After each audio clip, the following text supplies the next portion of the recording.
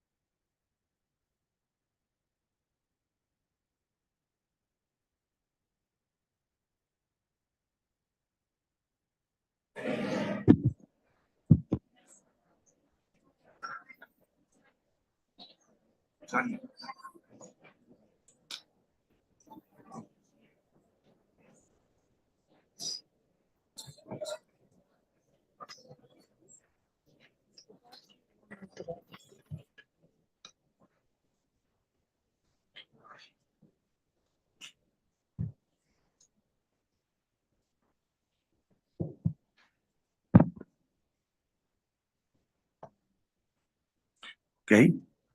Yes. Good afternoon. I'm Gian Cayone. I will be moderating this event. Your Excellencies, authorities, ladies and gentlemen, students of Italian State School of Addis Ababa. It is with okay. Is it there? Yes, thank you. Sì, sì, va. Okay. It is with great pleasure that I welcome you to this special event where we are celebrating the Italian creativity. It is renowned in the world and especially in the Horn of Africa. Italians were able to contribute to the development in many countries with their idea of beauty.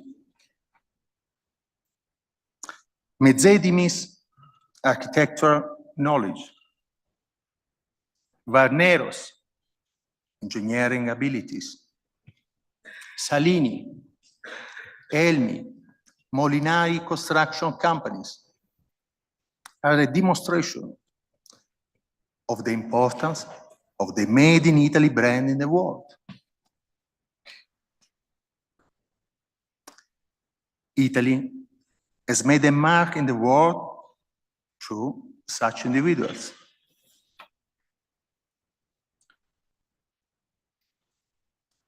Ladies and gentlemen, I'm honored to introduce the UNECA Deputy Executive Secretary for Program, His Excellency Antonio Pedro.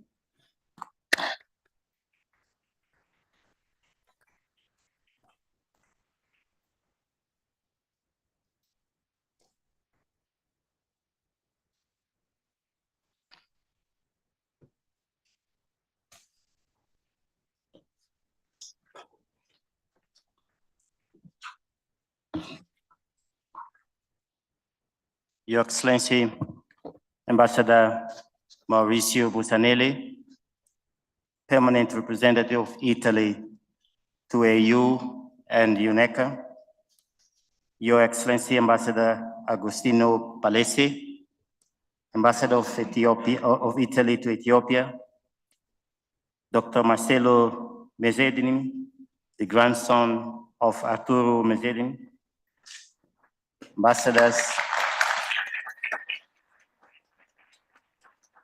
heads of the diplomatic community, ladies and gentlemen.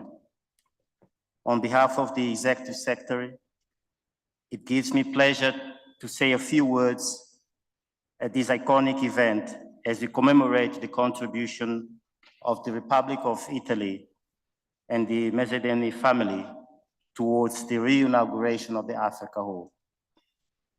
I would like to begin with sincere gratitude to Dr. Marcello Mezzedini for bringing this book to life and for the impressive photographic journey through the history of Africa Hall. The title of the book says it all. It is an insightful and extraordinary monument to African history, one that captures the past and illuminates the future. Your Excellencies, distinguished ladies and gentlemen, the inauguration of the renovated Africa Hall on Monday reminded us of the journey taken by our leaders in 1963 to forge a self-determined African path through the signing of the Organization of African Unity, now the African Union. Yet, we cannot underestimate the contribution of Arturo Mezzedini in providing just the right space and conducive platform for this to occur at the request of Emperor Haile Selassie in 1961. It is for this reason that we ensured that the renovation of the hall meticulously restored the physical structure of the building whilst preserving the historic essence. The Africa Hall story is a powerful one. It is a story of resilience, hope, belief, and determination, which we must never forget. Equally, we must not forget to recognize those who also played a role in it. Chief among those are Emperor Haile Selassie and Arturo Mezzedimi, hence our presence here today. I thank you for your kind attention.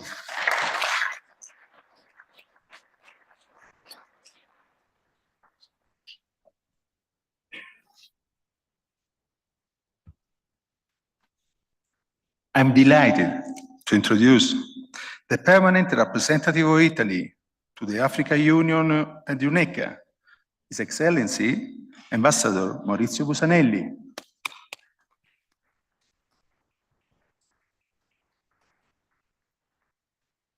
His Excellency Antonio Pedro, Deputy Executive Secretary at the Economic Commission of Africa, dear authors of the book, dear students of the Italian School, dear colleagues, distinguished guests, ladies and gentlemen,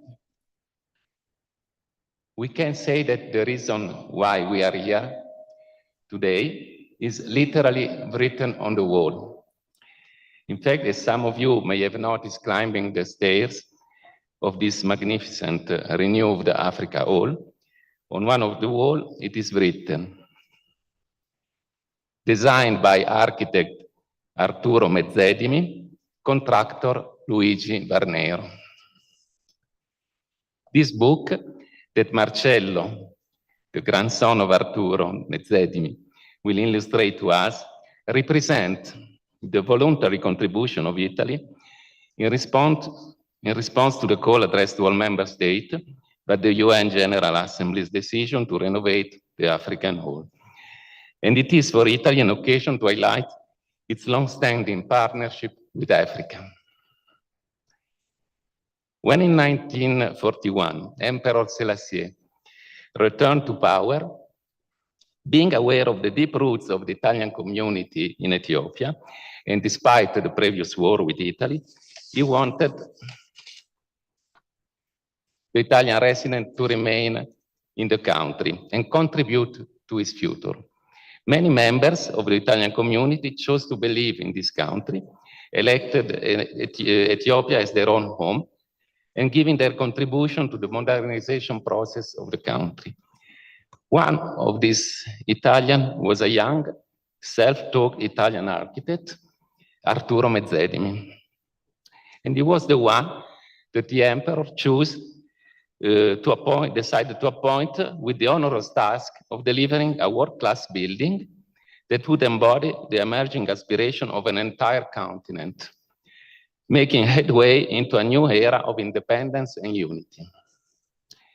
The challenge represented by the African Whole was overcome by delivering an architectural composition widely recognized as masterpiece, built in the short span of 18 months by the Italian local contractor Luigi Varnero.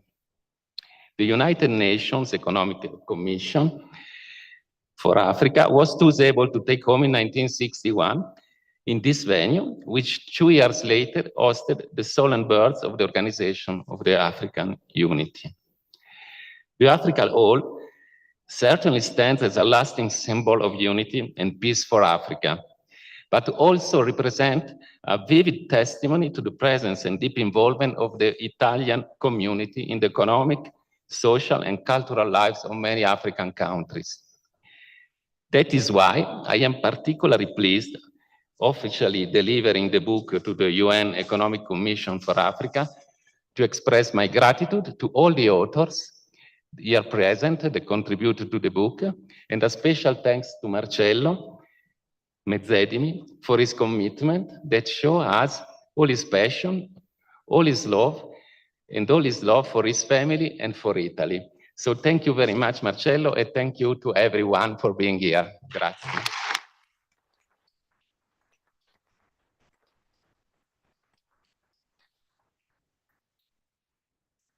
Ladies and gentlemen, it's with great joy I present the Ambassador of Italy in Ethiopia, His Excellency, Ambassador Agostino Palese.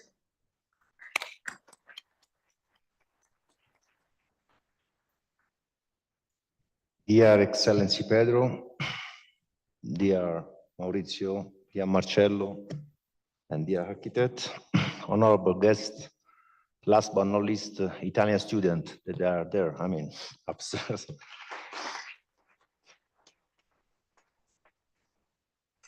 It is a great honor and true pleasure to be here today with all of you to celebrate together a great Italian man, Arturo Mazzetemi, and his creation, the Africa Whole. The book that we present today is the result of a lot of work by the grandson of Arturo and his family.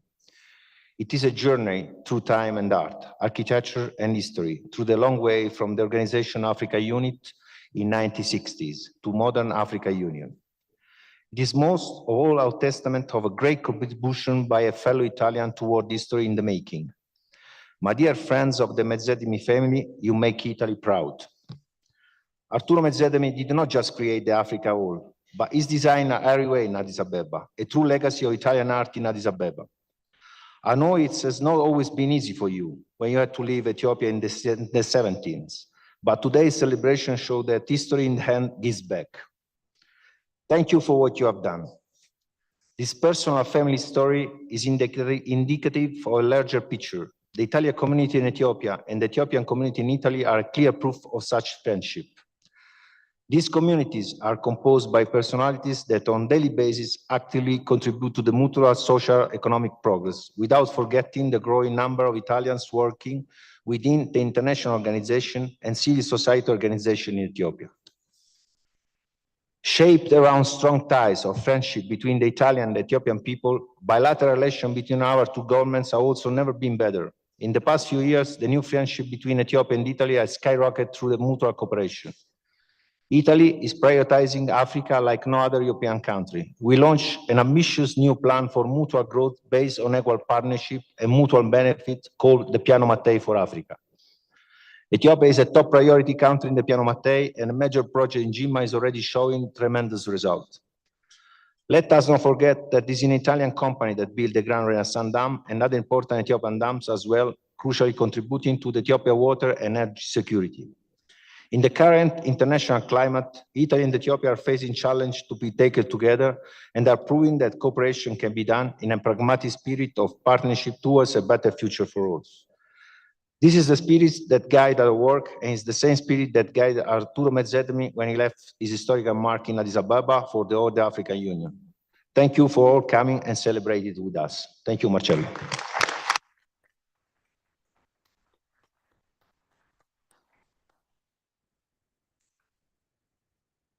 Ladies and gentlemen, I'm glad to introduce the project manager of Africa Whole Renovation Program at UNECA, who helped to bring this book to life, Dr. Antonio Baio.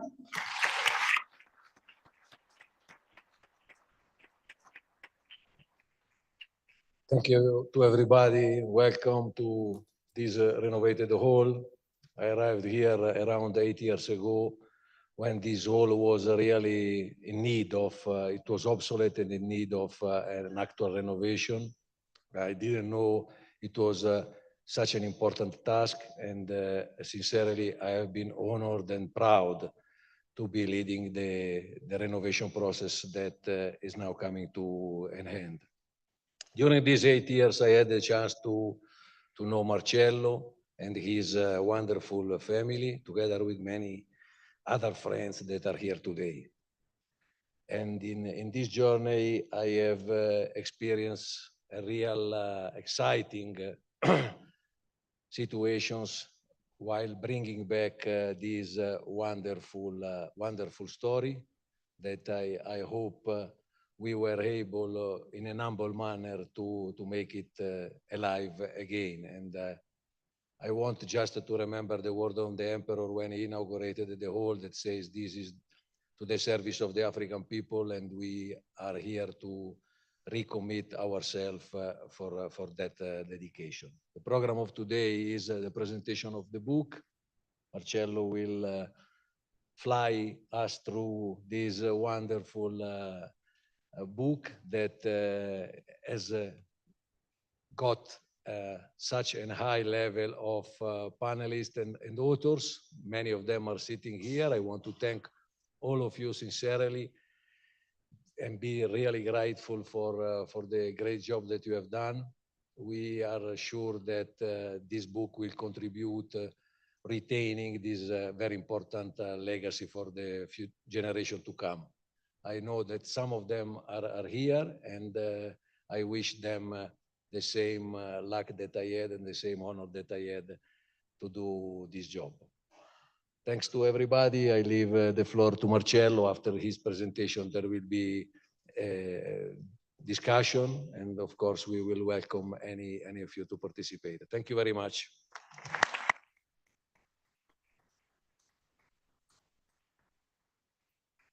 Now we are ready for the gift, no? It's with joy I invite His Excellency Ambassador Maurizio Busanelli to deliver the commemorative book copy to Excellency Antonio Pedro for the permanent exhibition of UNECA.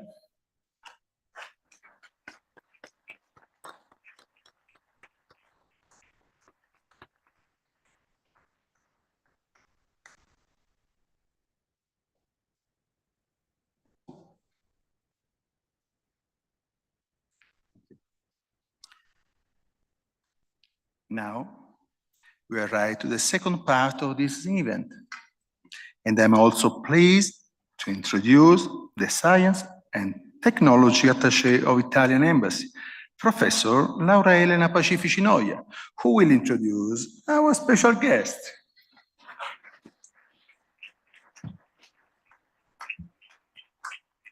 Distinguished ambassadors, representative of Ethiopian royal family, esteemed guests, friends. It is with immense honor and pride that I stand with you today. The African Hall is a monument to a lot of things. We will discuss with Marcello Mezzedimi yesterday, and then I'm convinced now that it's a real honor to be here, and because it's not just a book, it's a will to an enduring legacy of the architect Marcello Arturo Mezzedimi. It's a choral composition. This choral composition is celebrating the different voices and contribution of his era. This book delves in a period marked by innovations.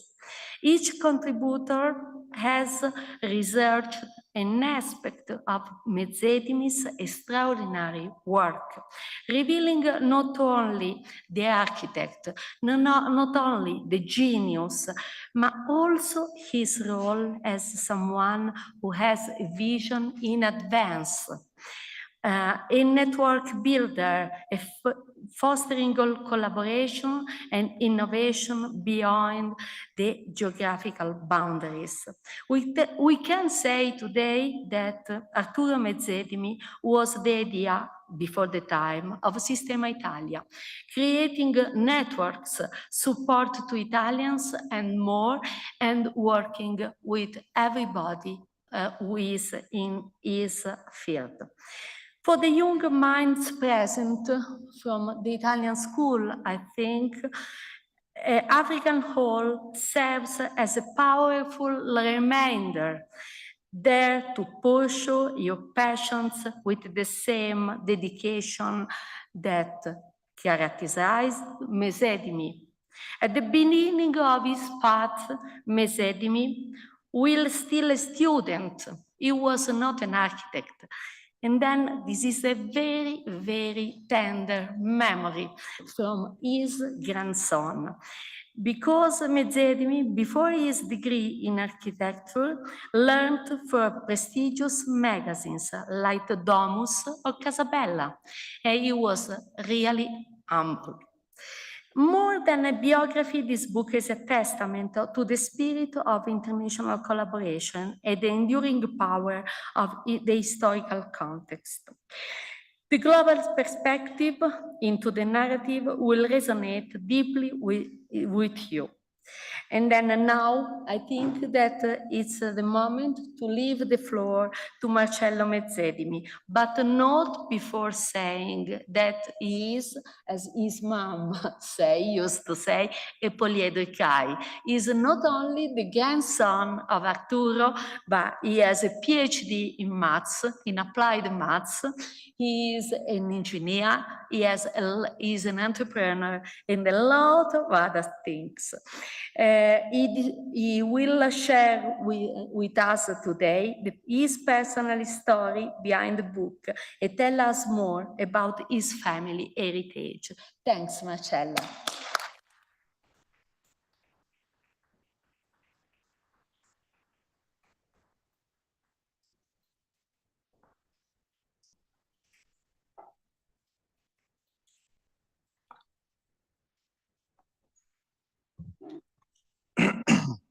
Your Excellencies, Ambassadors, Leolas Mengesha Seyum, distinguished guests, ladies and gentlemen, dear friends and family, I really wish to thank you for being here today, for your kind presence. I am overwhelmed. I wasn't expecting such kind introductions, and yeah, I'm not used to that. Thank you. And I am really deeply honored to be standing here in this special place to present the book on the history and origin of Africa Hall. Africa Hall represents the most important building that my grandfather Arturo Mezzedimi designed at a young age during his long, illustrious career as an architect operating throughout Imperial Eritrea and Ethiopia and Eritrea. A few years ago, the news that the United Nations had declared this building a monument to African history and decided to renovate and bring it back to life with the inclusion of a permanent exhibition open to visitors, brought back to life an important episode, but a far distant one, of our family heritage. I then felt the need to come and see it for myself and had the privilege, thanks to Antonio, of visiting Africa Hall at a time when it was no longer being used and it appeared crystallized in time. Discovering it for myself was truly an immersive experience. And during these visits, I realized that there was perhaps a unique opportunity to collect the many stories that this special venue has to tell and present them in a book that would complement the permanent exhibition. What I had not immediately understood was how far these stories would go, embracing events of historical importance at different levels, which is what I will try to explain you today. It was then a matter for me of securing the needed institutional patronage that you have seen and venturing into the promotion and editing of the book, a discipline entirely new to me. This book has been thought to have a strong visual identity with the ambition to make it attractive to a wide audience. We embarked together with photo editor Tiziana Faraoni and graphic designer Daniele Zendroni, who are here with us today, in an extensive iconographic research and found some very interesting photos, often authored by acclaimed photographers, which was complemented by the original negatives that we had found in our personal archives and that my grandfather had collected, but which had remained unseen for decades. Alongside the visual content, I felt it was important to include written and independent contributions. The book now presents 26 essays and articles by 21 different scholars and professionals. Some are present here today, and others are connected by remote. Such amplitude of contributions gives voice to a variety of perspectives by authors which come from diverse backgrounds, diverse seniority, origin, in an attempt to compose a polyphonic assembly that mirrors the multilateral nature of the institutions that this building was born to host.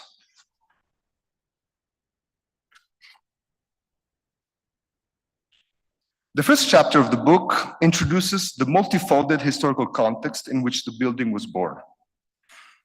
Africa Hall was conceived in 1958 to give a home to the United Nations in Africa. In the sense, it belongs to the global story of the World Organization in its early decades of life. The United Nations was born in the aftermath of the collective tragedy of World War II, and it soon undertook a vast program establishing its institutions, its continental commissions, and its agencies, while engaging in the design and construction of its headquarters worldwide. Professor Chloé Morel, associate researcher at the Sorbonne University and historian specialized in the history of the UN, author of many books on the matter, accompanies us through this global process in her essay, Building the United Nations. The signing of the UN Charter at the San Francisco Conference in 1945 led to the construction of the main headquarters in New York, which were designed by a committee of 10 recognized architecture masters with the prominent figures of Le Corbusier and Niemeyer. It was also in New York that in 1958 it was decided to establish UNECA, the Economic Commission for Africa, and electing Addis Ababa as a host city, winning the competition of other African capitals. Here, for instance, in the image that follows, we see the agreement between the UN and Ethiopia. The genesis of the building is also interlaced with the historical movement of Pan-Africanism, which manifested itself since the late 1700s through a variety of expression and stances across the Atlantic, among the African diasporas of Europe, and at a later stage on a continental scale. In the first half of the 20th century, a series of conferences promoted by intellectual figures such as Sylvain, Dubois, and Padmore, all held outside of Africa, advocated the cause for African liberation and unity at a time when the whole continent, with the notable exception of Ethiopia, was under colonial rule.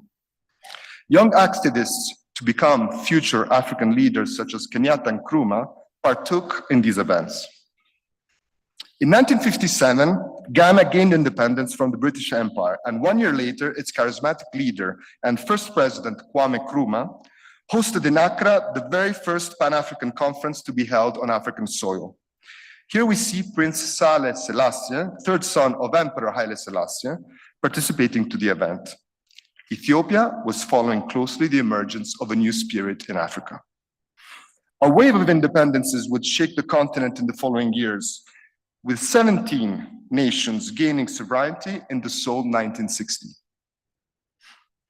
Amzat Bukhari Yabara, a historian specialized in Pan-Africanism and author of a successful book on the matter, in his essay On the Paths to Pan-Africanism, narrates this long journey that, starting from the Haitian Revolution, the creation of Sierra Leone and Liberia, and passing through the formation of the Casablanca, Brazzaville, and Monrovia blocks, would eventually lead, in this very chamber, to the birth of the Organization of African Unity. This last image, depicting Queen Elizabeth II and Nkrumah on occasion of the Queen's first visit to the former colony, may be seen as a symbol of some of the complexities of the then emergent post-colonial transitions.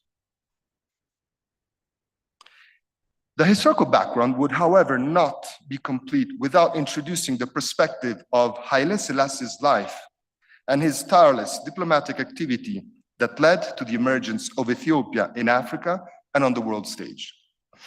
Since advocating for the early membership of his country in the League of Nations, when he was still regent under Empress Zewditu, here we see him in the 1924 European tour, during his coronation as Negus and Nagast Emperor in 1930, and on a site visit with his entourage.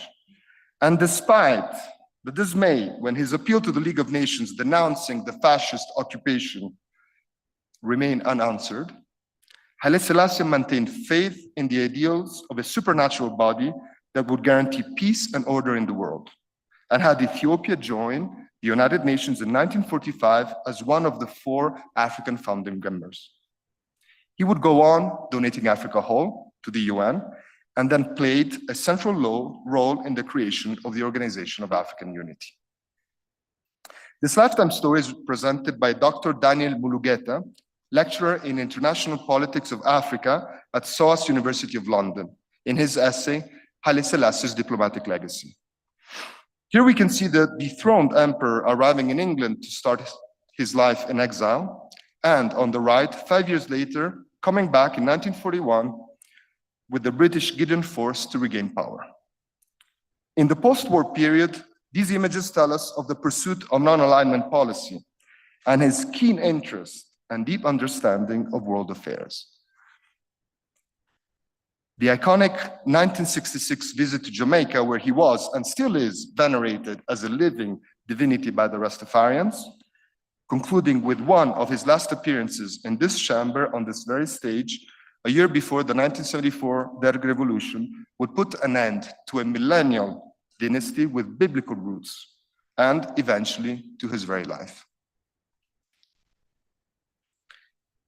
Africa Hall also epitomizes at a national scale the ambitious process of infrastructural modernization of Imperial Ethiopia and Eritrea undertaken by Emperor Haile Selassie during the 1950s and the 1960s, and also played a pivotal role at local level in the transformation of Addis Ababa from a large city into becoming a continental metropolis. The creation of Ethiopian Airlines and the construction of a network of regional airports was essential to reach the remote and isolated regions of the empire. The quest to increase productivity in agriculture, the attention to the spreading of education. My grandfather alone was commissioned over 80 schools throughout the empire, are just some of the examples of this vast program, which was pursued also with the support of foreign professionals, the technocrats of space that implemented Emperor's vision, and among whom Arturo played a prominent role. Shimelis Monza Gulema, Associate Professor of Modern African History and Politics at Stony Brook University in New York, who has published extensively on the Horn of Africa, is the author of the essay titled A Nation and City in Transition, that explains this period of transformation in Ethiopia's history. Addis Ababa in particular was the epicenter of these changes, or, to cite again Shimelis' words, a workshop and a showcase of Ethiopia's experiment with Western modernity. The 1960s witnessed a boom in the construction and real estate sectors, with modernist buildings marking the architectural scene of the capital. We saw, for instance, the area of Mercato and the Ministry of Foreign Affairs by Tedros and Enav, the City Hall overlooking a bustling Churchill Avenue, the commercial bank designed by Arturo. Tradition and modernity walking side by side in Adwa Square, the iconic Lion of Judah statue by Maurice Kalka, and the landmark Commercial and State Bank by Chomet and Dessau.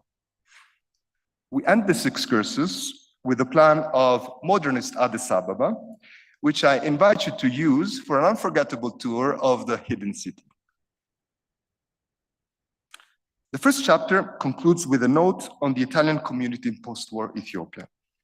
Africa Hall, conceived of as a fitting symbol of the aspirations of an entire continent emerging from the colonial era, was not only designed by an Italian architect, and as such a representative of a former enemy, but was also built by a contractor who relied on a professional network of suppliers and manufacturers of the same community, as well as on the contribution of local professionals, technicians, and laborers.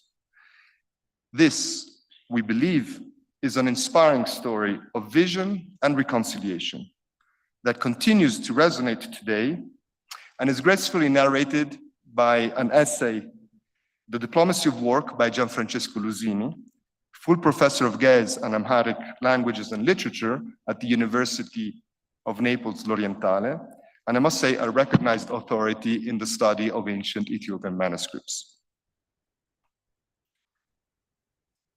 The construction sector saw a strong presence of Italian contractors. But the contribution of this community to the life of the nation involved also the cultural sphere. Here we see the Italian school in its early venue and the new complex designed by Arturo, which still today represents the largest state school abroad and hosts the Institute of Culture. I think I have seen Director Semen Kumurzi somewhere. These other images show the social gatherings in the community club in Asmara and at the Juventus Club, it is really hard to consider these two communities as two separate ones. And here we see Haile Selassie at the 1968 industry fair, which was promoted by Italian manufacturers. But perhaps a more efficient way to present the deep roots of this community is through the commercial advertisements that appeared in some magazines from the 1960s, such as Ethiopia Illustrata. On the right, you can see Emperor Haile Selassie in high uniform riding a horse in front of Africa Hall. And here are other images that really tell of an existence of a very, very wide network of commerces and industries. And I wish to thank Emanuele Ragni of Comites for sharing this valuable material. We conclude this long and multi-layered narration of the historical context with a comparative timeline of the main events that occurred at a global, the UN, continental, Pan-Africanism and the independences, and national scales, intertwined with the life of Emperor Haile Selassie and of his trusted architect, Arturo Mezzedini. I think it is time to unveil Africa Hall. On a dark afternoon of heavy rains in 1958, Arturo was summoned by Haile Selassie, who told him, "The future of the African people is precarious unless we manage to unify their purposes and coordinate their aims." Addis Ababa had in fact just been elected as permanent seat of the UN in Africa, but such result could only be attained if a common house would be built. The idea of Africa Hall was thus born. Arturo was at the time 36 years old and a self-taught architect. He had, however, gained the emperor's trust, feverishly working for the imperial crown in the federated region of Eritrea in the previous 6 years. And this sufficed to appoint him directly with the job. Arturo was sent to New York, Paris, Rome, and Geneva to study the other main headquarters of the United Nations, and came back armed with lasting impressions and innovative ideas. The project site was changed 7 times. Perhaps Ras Mengesha recalls this story. And for 7 times, he had to modify his design. When the final site was chosen, this one, on the top of the hill, only 3 months were left to deliver the final design. So for 91 straight days, Arturo worked tirelessly from 9 a.m. to 4 at night, dining at his drawing board with classical music in the background, the aromas of the pipe to accompany the creative process, and throughout supported by his wife, Silvana. Arturo left us recollections of his encounters with Haile Selassie during this intense period, and of the emperor's vision to promote monumental buildings, Africa Hall and City Hall, that would incentivize the local middle class to invest in real estate and contribute to the transformation of the capital. David Benti, here with us at the center, who is an architect, researcher of Ethiopian modernism and lecturer at the Addis Ababa University, embarked on an archival research which revealed the story behind the scenes and is narrated in his essay, Origin and Construction of Africa Hall, co-written with Professor Edward Dennison.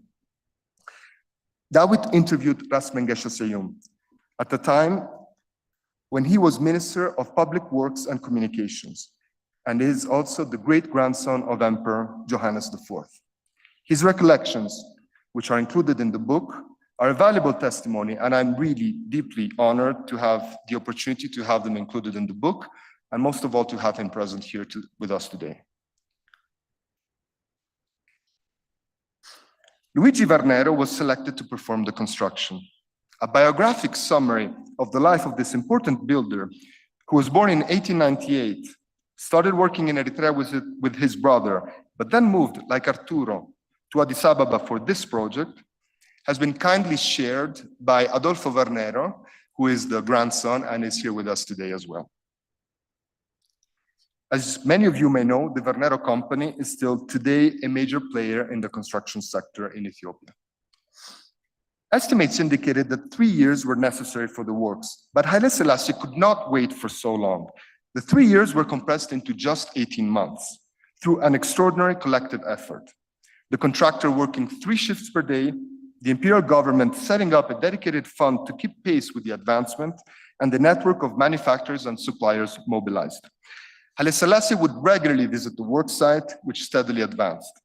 However, a dramatic accident occurred with the loss of the life of 11 men. Dawit found their names, and we wish to pay tribute here on the special occasion to their memory by citing their names.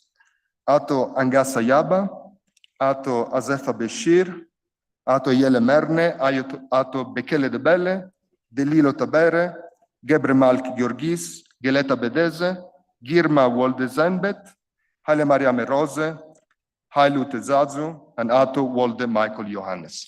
Forgive me for the pronunciation.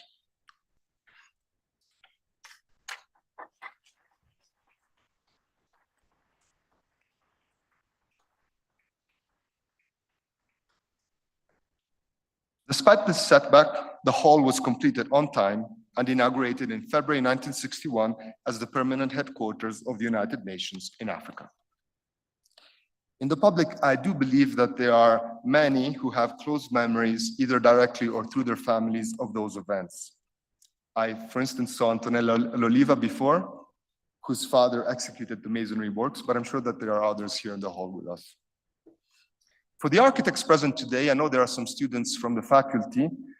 There is an essay on the architectural features of Africa Hall written by Fazil Georgis, who is an authority in the field, Associate Professor of Architecture and Chair of the Conservation of Urban and Architectural Heritage at Addis Ababa University, and Professor Ephraim Nigusie, who is here with us, also lecturer at the same university and Chair of History and Theory of Architecture and Urbanism.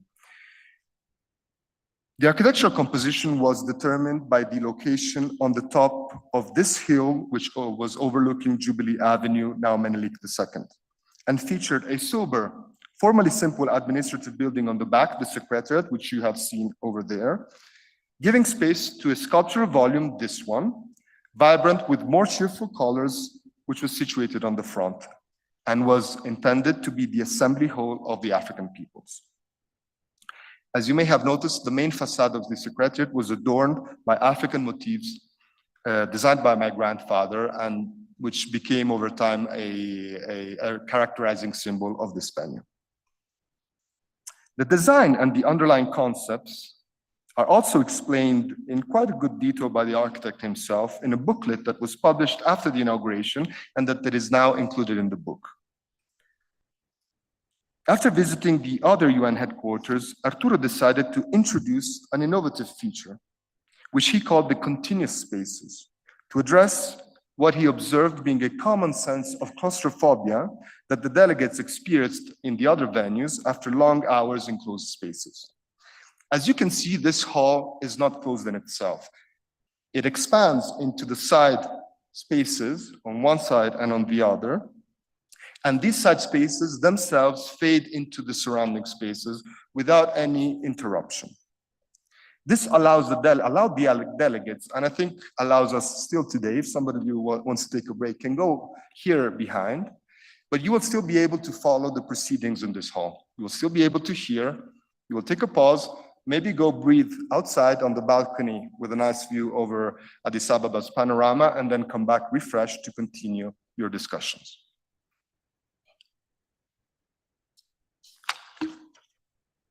The dome that rises above us, and that you can see here, was also a very innovative feature for its inverted shape, which enhanced the diffusion of sound and also of light coming from this crown of windows that are here. At night, the flow of light is inverted. From the interior, it escapes out, giving the impression, when you see it from Menelik Avenue, of the dome hovering lightweight above this chamber. How the story of Africa Hall compares with those of the other main headquarters of the United Nations is the question that I asked Edward Dennison, Professor of Architecture and Global Modernities at the Bartlett School of Architecture in London, author of over 20 books, awarded for his work on the successful UNESCO World Heritage nomination of Asmara. And his answer is contained in an essay, the longest of the book, where he unveils the coming to life of the UN headquarters in New York, the UNESCO in Paris, the UNECLA in Santiago del Chile, but also of the Palace of Nations in Geneva before them, and those other main venues in what he defines a story of a modernist family. Edward explains the evolution from the dominant neoclassicism to the breakthrough of the so-called international style in the post-war period, and its declinations into a situated modernism for the cases of Santiago del Chile and Africa Hall. I'm not sure if I said it right, Edward. What emerges is a story of architectural competitions with hundreds of applicants, large committees, and archistars forced into collaboration while struggling to emerge among their peers, from which the genesis of Africa Hall markedly differs. In this case, it was just one head of state and his favorite architect who run the show in complete autonomy.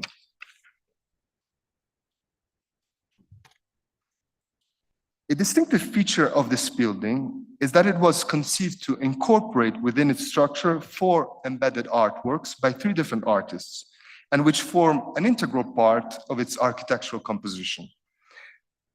I really find fascinating this fact. Notwithstanding the short time they had and the very high pressure, it was possible to create a creative partnership between the architect and these other very strong personalities, which resulted in a seamless point of encounter between art and architecture.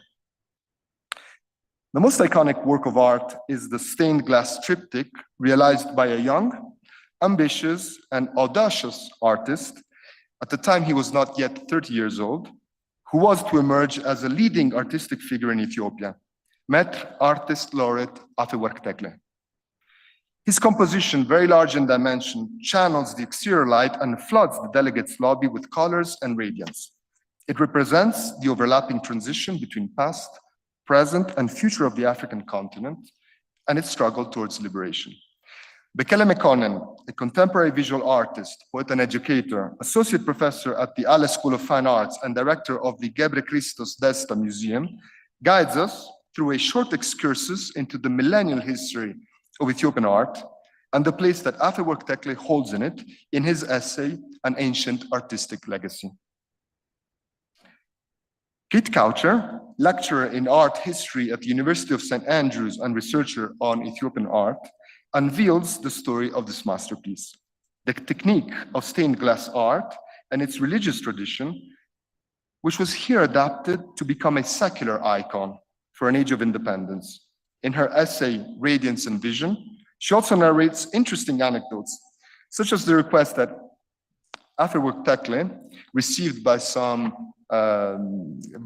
government official, that the central figure holding the torch at the center should be the face of the emperor himself. And Afewerk boldly rejected this, opting to depict instead an anonymous Ethiopian man. Some of the photos that I showed were generously provided by Atelier Thomas Bitro, which is the place where Afewerk went for 100 days to realize his work.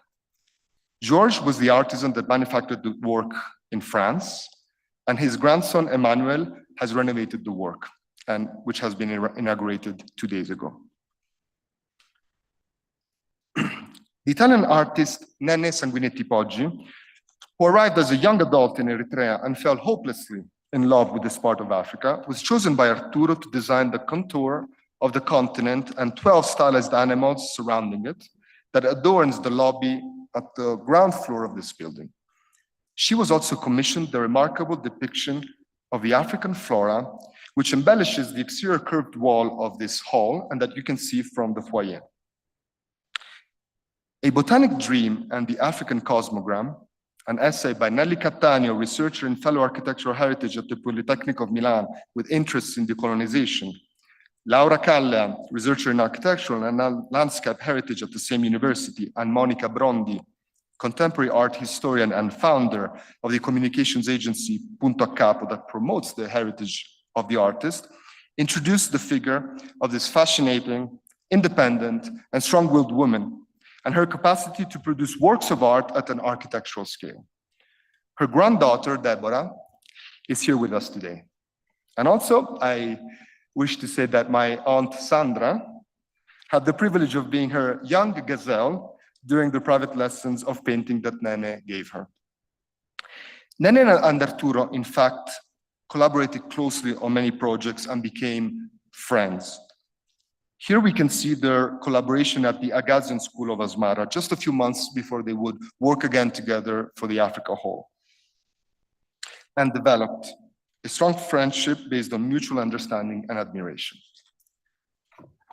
Nene's representation of the Africa flora was drawn on paper, photographed, printed on canvas, and enlarged to cover 160 square meters. The curved wall and its dimension did not allow to completely predict the result before she could see it installed. This work of art, which is beautiful, has been renovated by Venaria Reale. I think we have some representatives here with us. And I invite you to discover this botanic world, which is really brings you into a dreamy state. I am particularly fond of the detail of the baobab and its primordial heaviness. Arturo, in fact, had a one-to-one reproduction in his dining room in Rome, in front of which stood a table resting on a statue of the same tree, and all was immersed in the dim light of the room. We have the fortune that these artists, including the Sienese Brunetto Borracchini, who realized the other stained glass work, which is installed above this podium, I'm not sure if everybody can see it, which depicts a Mother Africa and the encounter of all the African peoples, left their testimonies in that same booklet of 1961, which we have collected and included in this book. Rasseras Lakiu, who is an independent filmmaker and whose first work, The Athlete, on runner Abebe Bikila, premiered at international festivals, receiving multiple awards, and who has acted as associate editor of this book, closes this chapter of the arts with a filmic interpretation, and I dare to say a poetic narration of Africa Hall and its profound significance.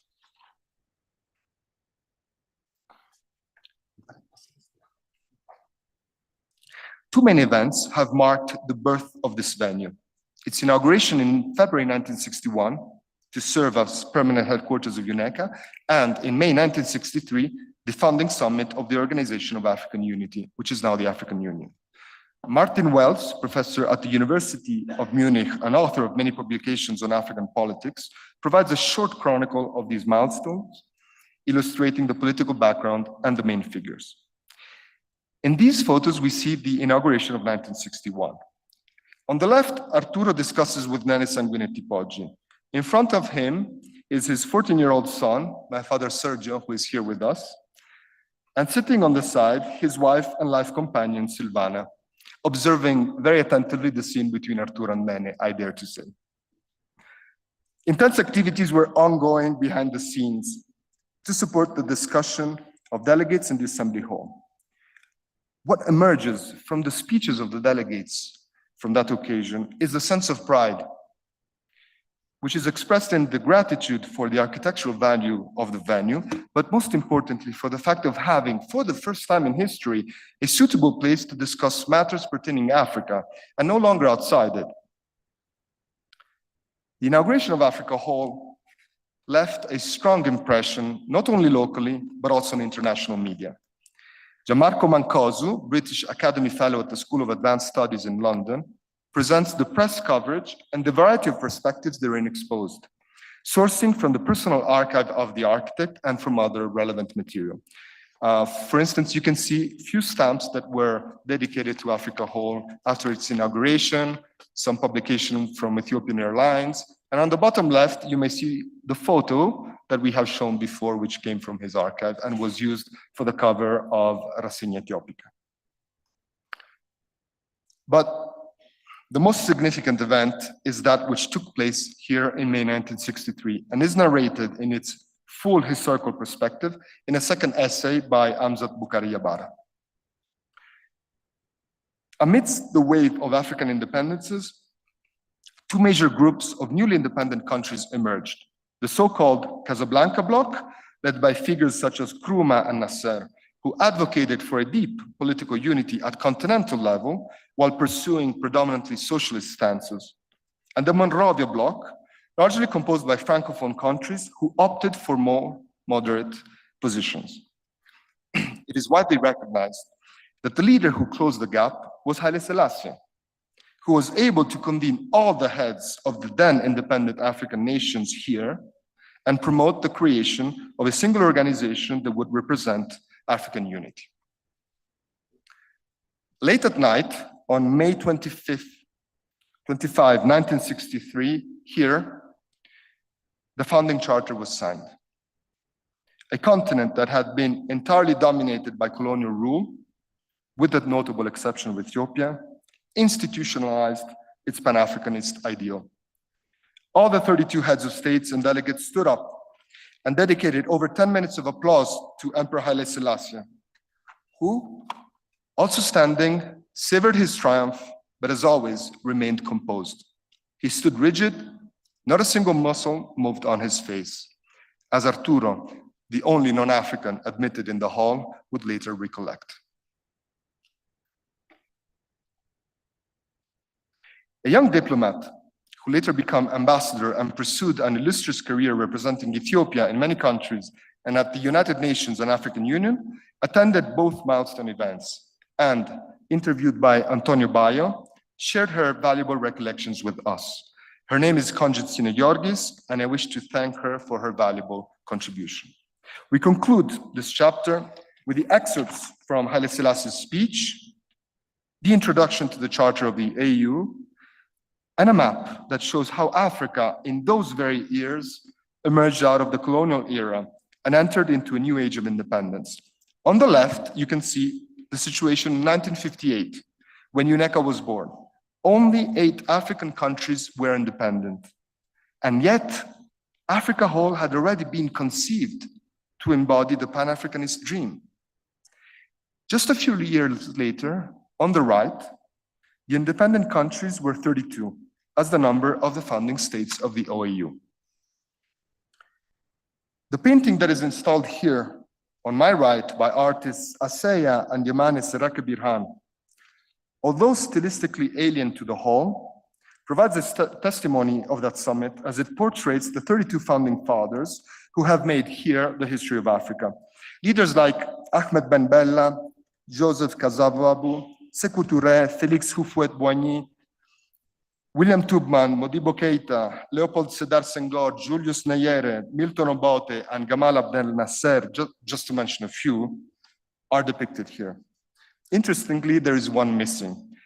You will see there is an oval with no face, and it is allegedly reserved to Sylvanus Olympus, the first president of Togo, who was assassinated just a few months before the summit.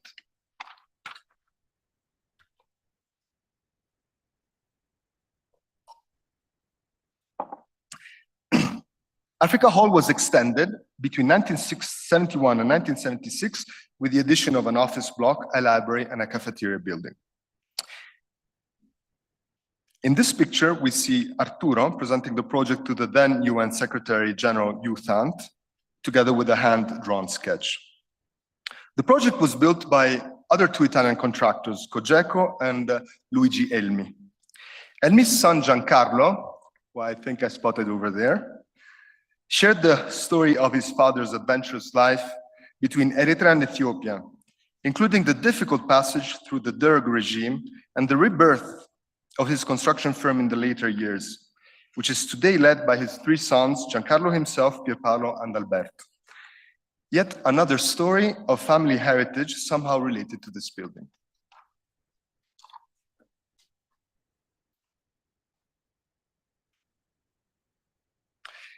Africa Hall continued to serve as a vital platform for African politics, economics, and culture for over 50 years up to 2014, and has set the stage for many conferences, summits, state visits, and events.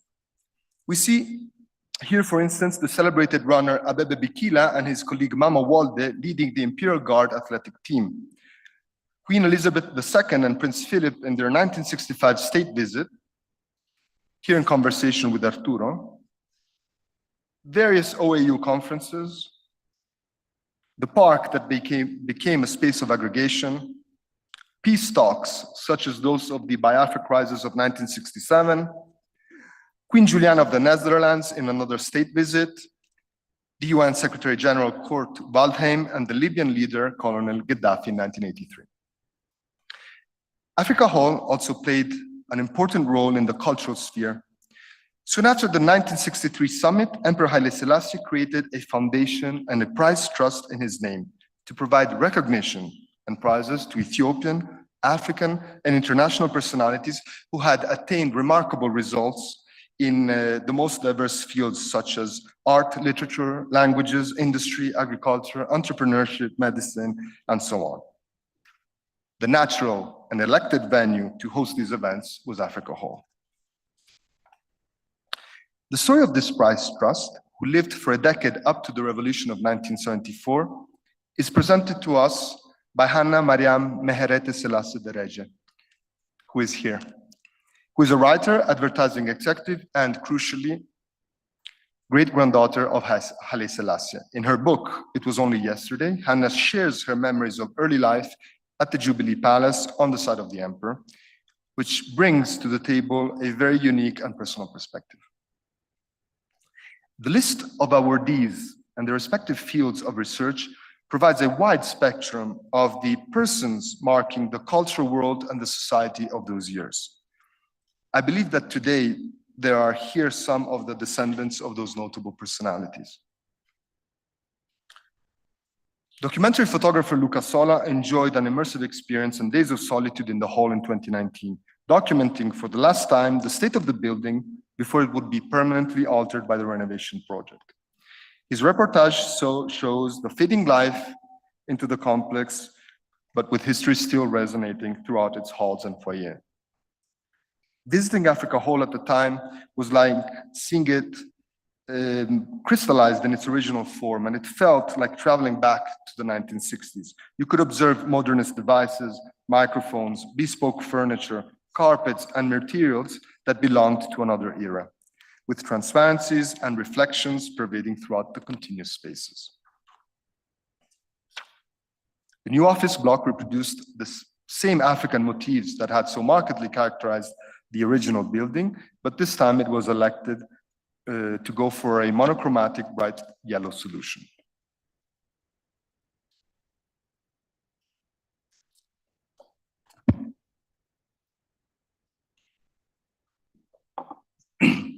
The book ends with an introduction to the architect Arturo Mezzedimi. By far the hardest part for me to tackle, as it is impossible to adequately present the life and work of my grandfather in the short space that I felt we could dedicate him in this context. And yet, it seemed important to introduce a figure that accomplished extraordinary results, marking the architectural scene of Ethiopia and Eritrea in, I dare to say, an unparalleled way. His biography is briefly presented by Edward Dennison, exposing his arrival in Eritrea in 1940. He was not yet 18, and World War II was about to change history. His formation period under the British administration after the Italian defeat, when he hungrily devoured architectural magazines and books, his emergence in Asmara among the Italian, Arab, and Jew communities as a reliable creative practitioner, his first important work, The Swimming Pool of Asmara, designed when he was just 22 and published in the Domus magazine, the turning point in 1952, when Eritrea was federated to the Ethiopian Empire, and Haile Selassie promoted a vast program of public works and gave trust to this self-taught young Italian who on every occasion delivered fine, constructible, and economically feasible architectures, always adapted to the environmental conditions. Then, in 1958, the greatest of the challenges with the design of Africa Hall, which opened to a new phase, now based in Addis, characterized by an astounding number of high-profile projects, such as the new City Hall. For 23 years, Arturo developed a direct working relationship with Emperor Haile Selassie, based on professionalism, capacity to always deliver, trust, and loyalty. Here we see some of his handmade sketches, including a study for the Chapel of the Tablet in the Church of Our Lady Mary Zion in Aksum, built in 53, where the Ark of the Covenant is said to be housed. Piscina Mingardi, the project that gave Arturo notoriety in Asmara. His correspondence with Joe Ponti, director of Domus, By the way, these letters that I'm showing are exposed as we speak in an exhibition promoted by the Maxi Museum in Italy. The Finfini complex, not far from here in Mescal Square, the Mosque of Asmara, Tana Palace in Bahardara, the Ras Station on Churchill Avenue, illustrating the 1966 Asmara Expo project to the Emperor, other sketches, including his masterpiece of the Debrecen Monastery, a collage of images which shows just a small portion of his works. He accomplished over 300 major projects and a total of 1,600 assignments. A handwritten message by Haile Selassie of appreciation, and here together at the work site of the City Hall. And here we can see some images of this other landmark modernist building of Addis Ababa.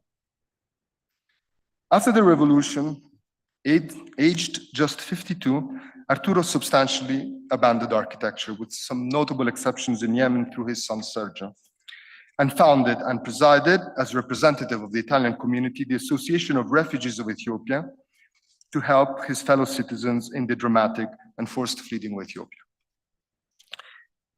I hope that this book will help to make emerge some stories that have remained partly untold.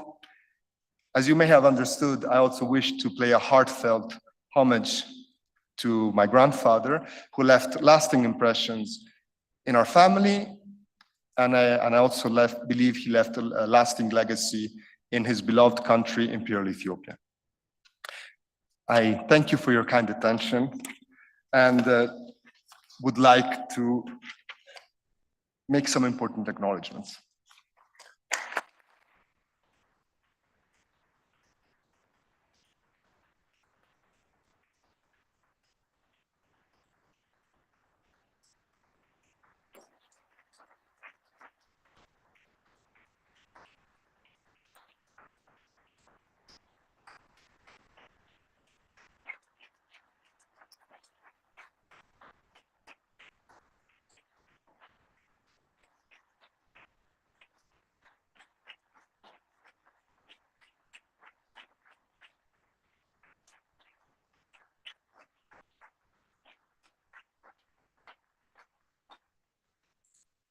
Thank you so much.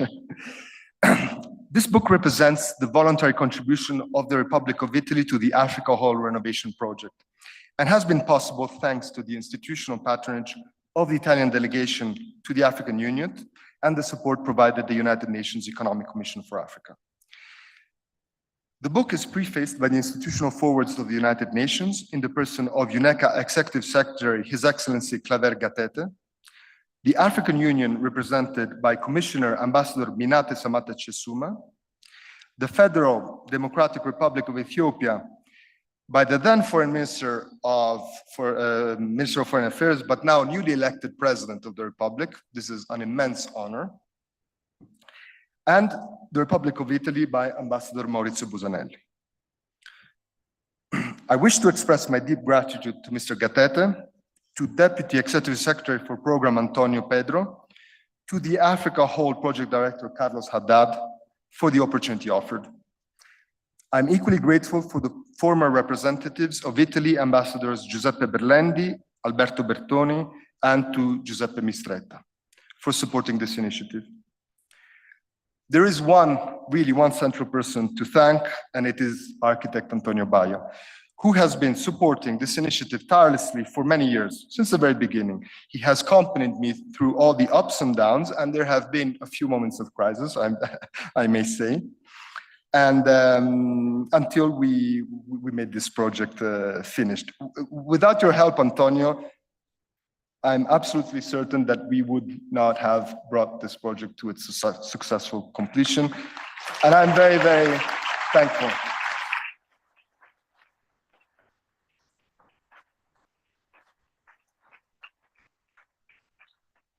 But Antonio is supported by a good team at the Africa Hall renovation, and I wish to thank them all as well, Blaine and all the others. Thank you.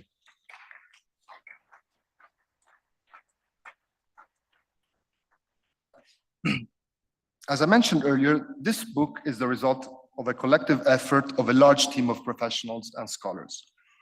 My heartfelt appreciation goes to Rasselas Lacu, who accompanied me as associate editor, for his passionate dedication and unparalleled sharing of knowledge. I was also supported in the editing process by Edward Dennison, and wish to thank him for his ever-inspired guidance and precious advice.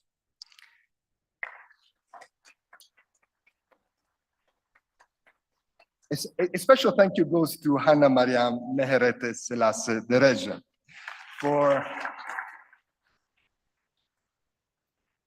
agreeing to partake in a project that also pays tribute to her great-grandfather, Emperor Haile Selassie. And Ras Mengesha Seyum, it is a real honor to have you here for sharing your valuable recollections.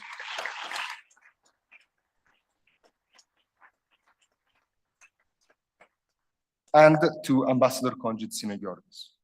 My sincere gratitude goes to all the authors, there are many, and I mentioned them all before, who have been essential for the plurality of perspectives, the research, dedication, and professionalism.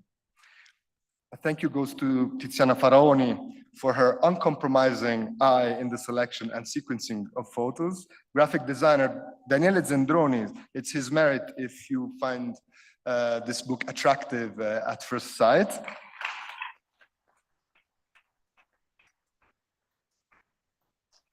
Claudio Palmisano, who brought back to life the original negatives that had been abandoned in a basement for so many decades.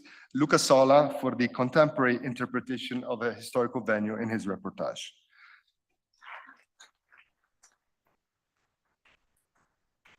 I'm sorry I'm not over yet. Hold on just one moment more. Thank you to David Gohl, Fikro Waldenstein Ashlow, Miriam Hurley, Mirella Daniel, Lisa Teresa Tockner, Helen Herbson for their contributions. And I also wish to thank Giorgio Kozulic, the Sanguinetti Poggi family, Emanuel Tomas, Semen Komurzi, and Emanuele Ragni for providing valuable material. Thank you, Adolfo. Thank you, Giancarlo, for sharing the stories of your families. And also like to acknowledge Carmelo Giordano and Antonella Loliva for their advice. Lastly, my acknowledgement goes to my family. In particular, my father Sergio, my aunt Sandra, together with my sister Martha, my cousins Gaia and Luca, they're all here today for the liberty and the trust they gave me in taking over an important part of Arturo's memory through this book. Thank you so much.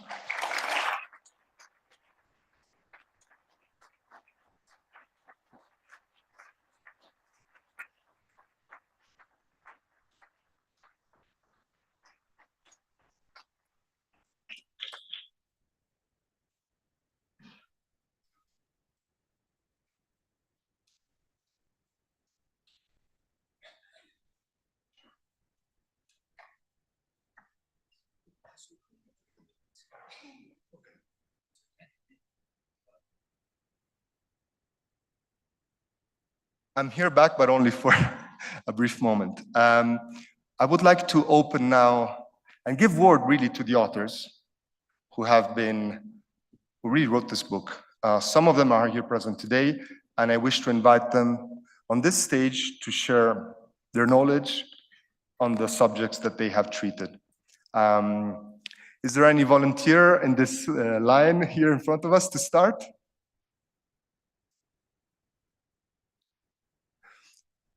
Edward, would you please, excuse me. First of all, I forgot. If there's the possibility to, through the Zoom meeting, to have Rasselas Lacu take a word.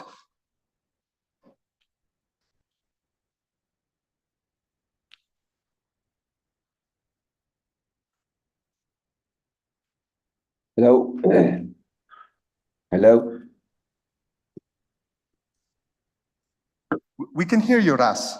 Oh, you can. Okay, so maybe I just go ahead and. Okay, thank you.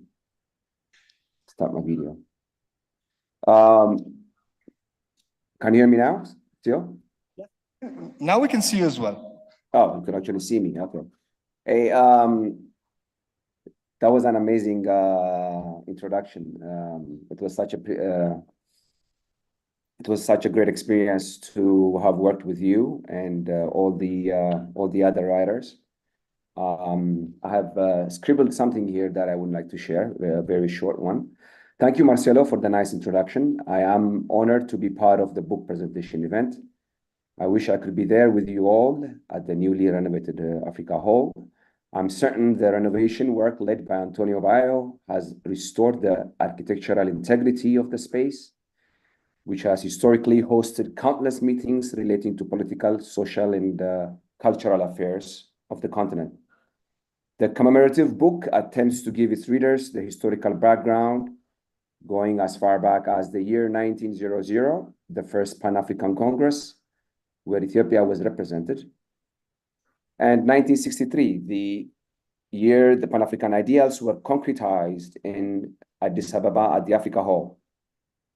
As we speak today of Africa Hall, it may be fitting to also reflect on the main actors responsible for this creation.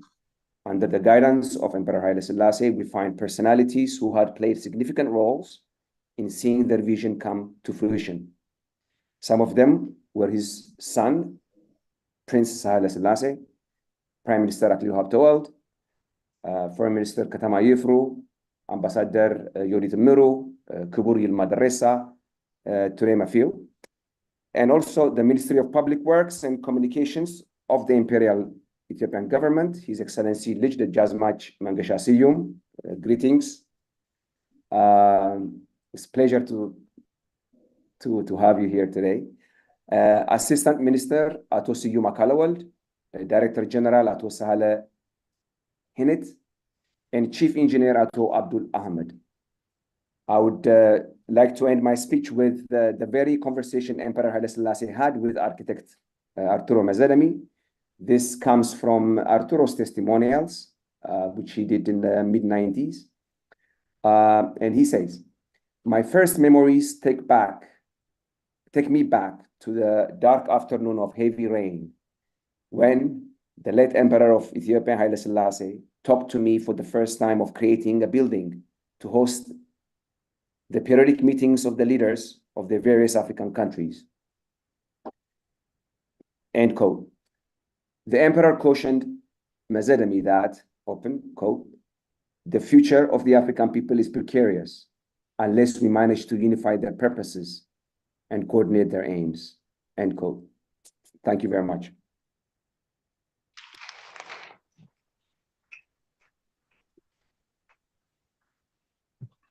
Thank you very much, Ras, for joining us today. If Ras Mengesha Seyum wishes to share with us some memories, it would be nice if you feel so.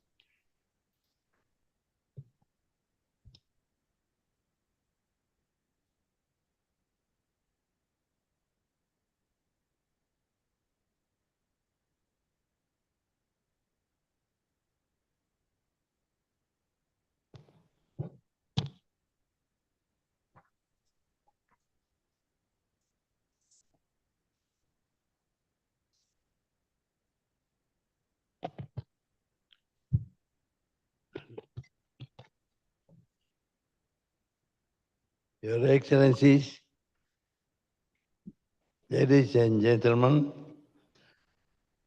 we are very grateful to God that He gave us this day to commemorate our brother, architect Mazzademi, and his families. I remember personally working with him, and this was the first time that he was helping us in many projects. I was then the Minister of Public Works and Communication of His Imperial Majesty Haile Selassie I.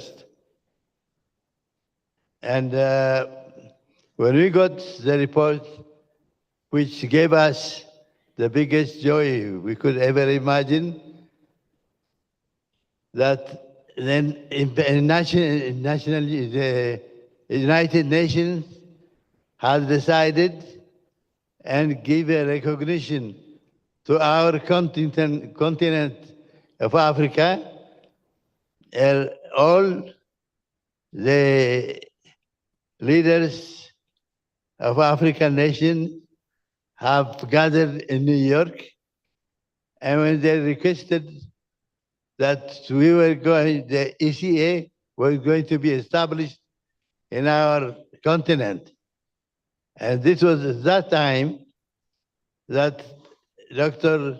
Tesfaye Gebresgi, our ambassador to the United Nations, has come back to Ethiopia to give this big notice and request to His Imperial Majesty. Ethiopia was not the one requesting to have the sick. Well, there were many other nations who offered to host this organization. But the other nations, thank you very much. I remember at that time when His Majesty was very grateful. It was a long dream of His Majesty, Imperial Haile Selassie, and has done his best to see one day that African states were going to be one nation. And this is exactly where we had the African unity. This was the foundation where it was selected by His Majesty, and it was given order to me if I will select a place and then study the possibility of being grateful the host for African brothers. And then the architect Nderimi was the one I recommended that he would go and visit Geneva and New York, United Nations, to study and accomplish whatever we could do. And he was so clever and honorable person that he has chosen, and he has actually the best architects at that time. And this was the first edifice in Addis Ababa with the 7th floor, as you have seen. And I assisted all the construction from the beginning to the end. And what we have done at that time was something we should remember. The construction that the architect Nderimi studied had to be constructed in 3 years. But we were requested by the United Nations that we should accomplish our construction in 1 year. And that was really something very difficult. And that's where we have actually consulted and tried to do whatever possible to accomplish in 1 year. And that was very difficult, that we had to be constructed 24 hours a day instead of the ordinary 18 hours. And that was where we had Barrero as a contractor, and I as a minister, we had to decide how to do it. And this was exactly where we decided that every officer would have 3 responsible people for this. That was myself, my assistant minister, and director. That's for the 24 hours. Every hour, 8 hours per person. And of course, the same was for the contractor.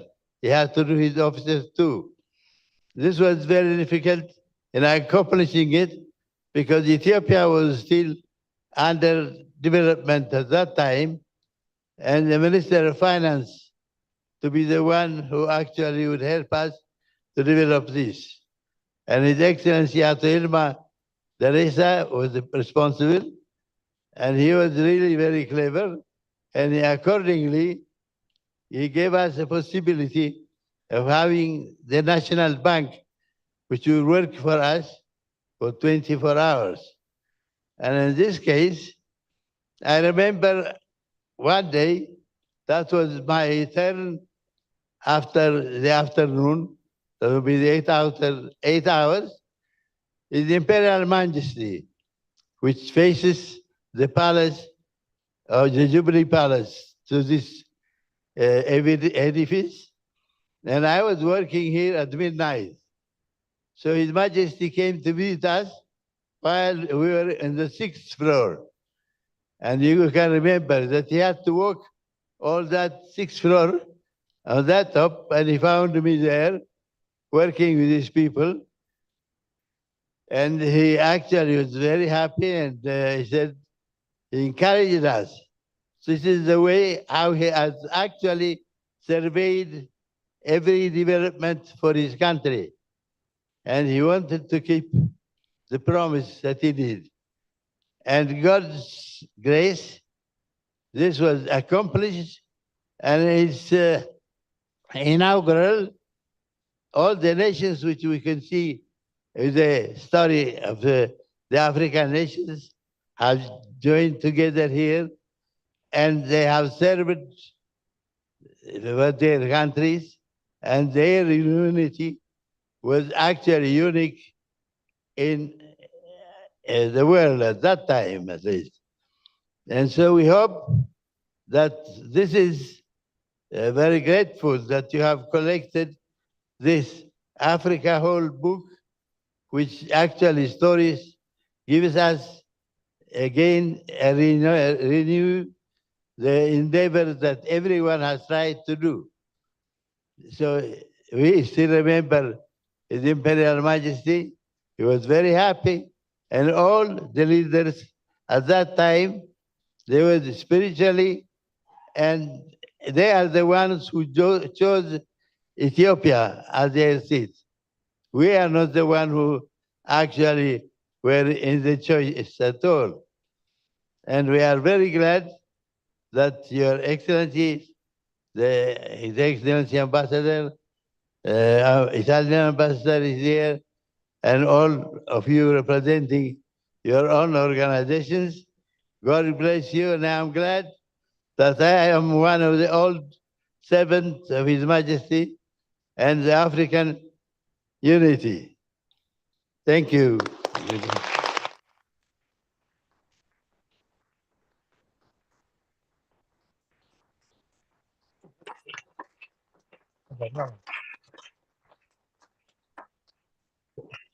Thank you so much for sharing these memories.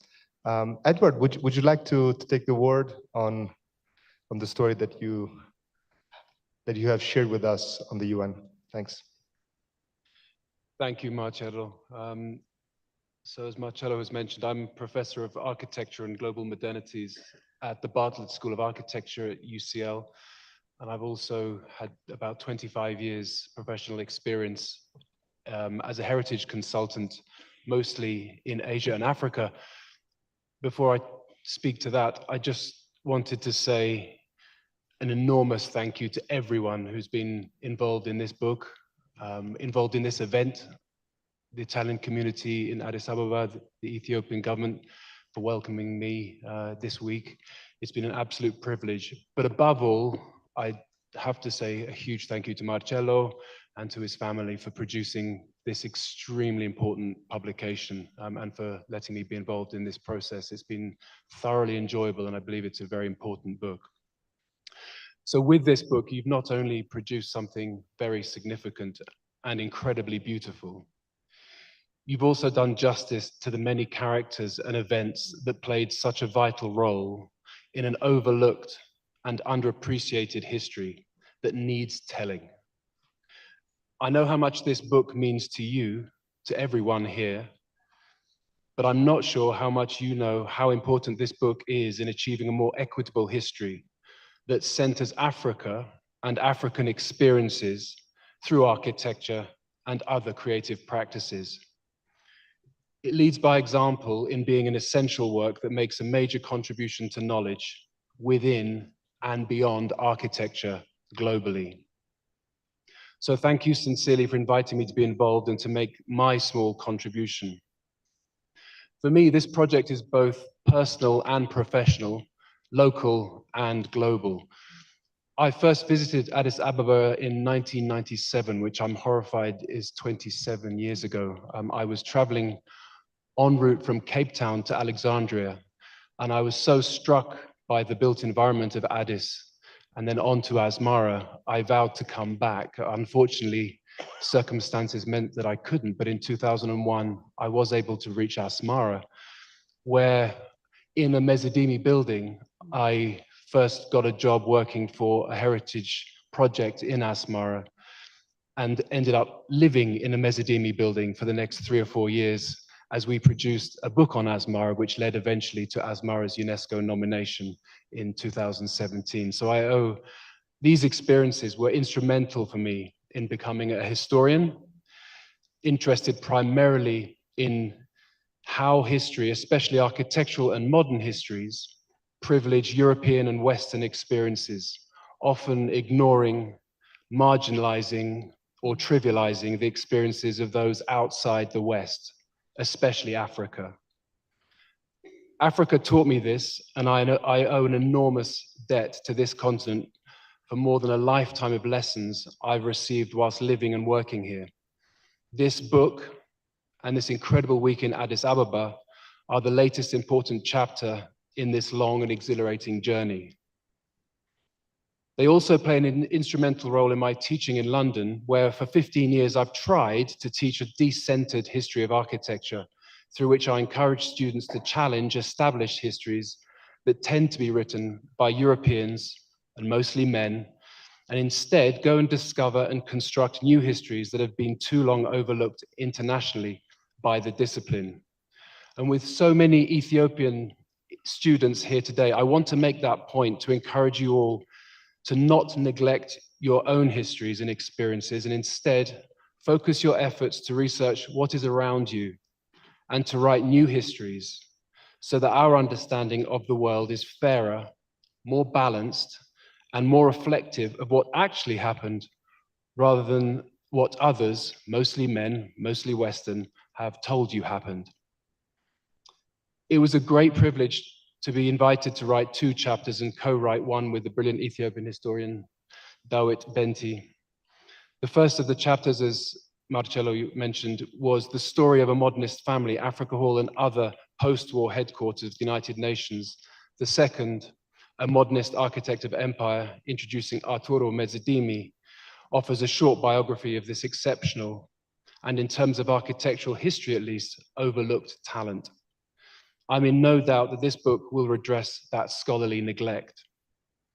In my chapter that tried to situate the history of this building within the wider family of United Nations buildings in that experience of the modern world in the mid-20th century, I focused on the United Nations headquarters in New York, the UNESCO headquarters in Paris, designed by Marcel Breuer, the United Nations Economic Commission in Latin America by Emilio Dohart in Santiago, and Africa Hall, of course.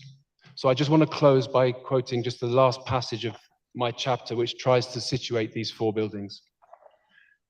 Just as occurred in New York, Paris, and Santiago, the story of Africa Hall, while specific to the city, country, and continent in which it is proudly located, also draws significance for bearing testimony to the design and implementation of a consciously modern architecture for a novel and increasingly confident international institution at the height of an age of global modernity.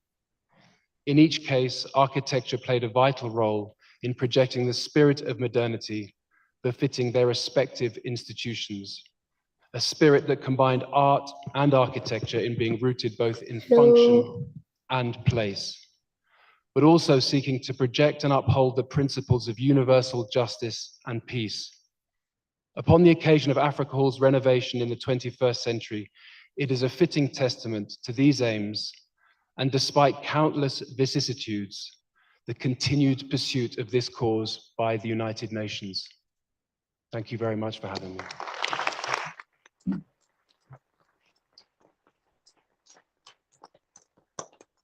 Thank you, Edward.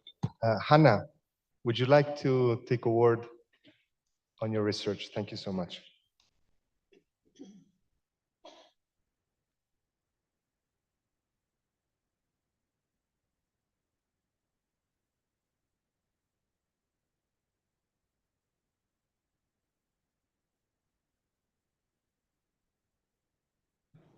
Edward, that was an eloquent speech. I don't think I can match that. So well done. Yes. My name is Hanna Mariam Ratasilasi Daraja. Honored ambassadors, diplomats, government officials, Lul Ras Mangasha Siyum, esteemed guests, let me start by thanking two people for getting me involved in this project. The first person is Ethiopian filmmaker and documentarist Raselas Lagao, who introduced me to the second person who I want to thank, and that is someone who I can now call a good friend, Marcello Mezzademi.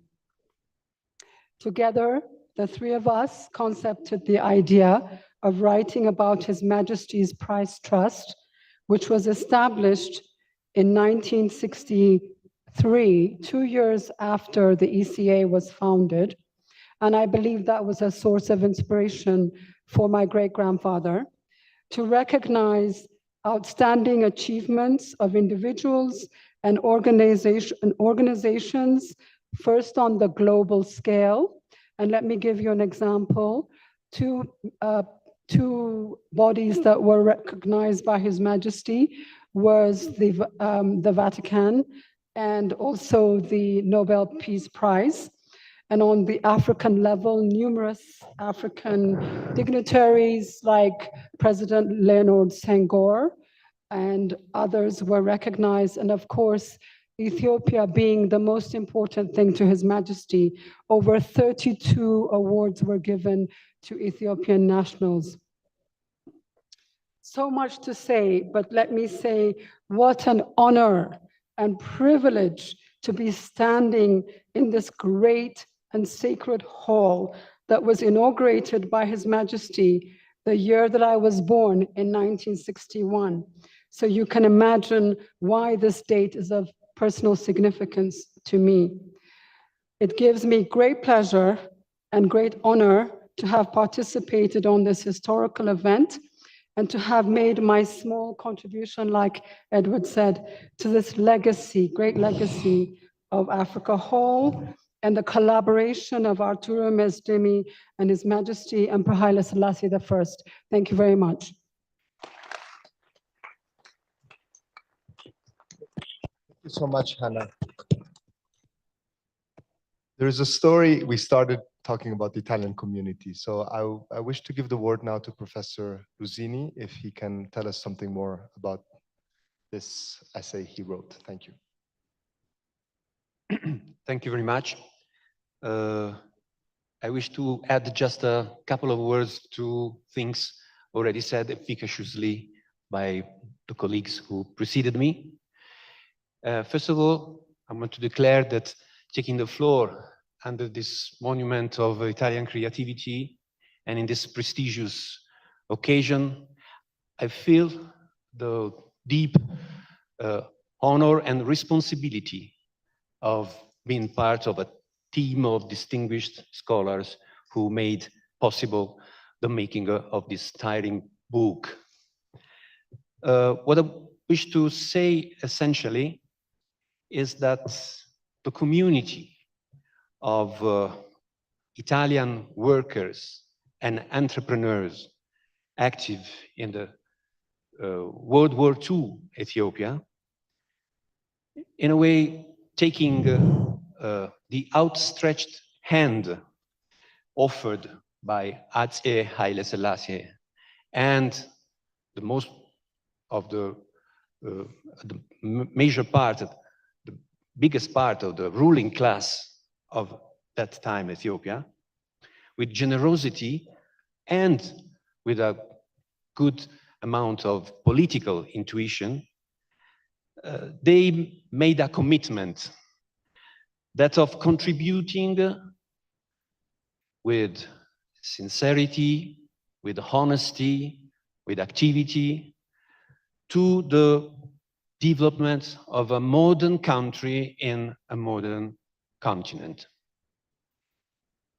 In doing that, in my opinion, this is shared by most of the scholars in modern and contemporary Ethiopia, not only they became a reference point for the country's economy, but with naturality, they were brought to reshape their identity, substituting an identity borrowed from the principles of political colonialism with an identity based on principles of mutual respect and collaboration for the social development of a shared country. In this sense, that's an explanation of the title of the chapter. In this sense, their activity was a diplomacy of work, in the sense that they operated as facilitators of the re-establishment of peaceful relationships among two communities divided by the consequences of the colonial and fascist decisions. And that story continues up to our days. And for this reason, in our days, the Italian community goes on making a role in the development of 21st century Ethiopia.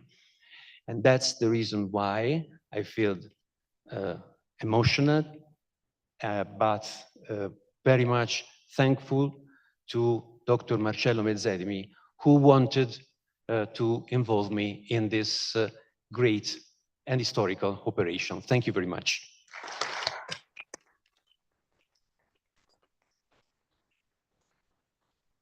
Thank you, Professor.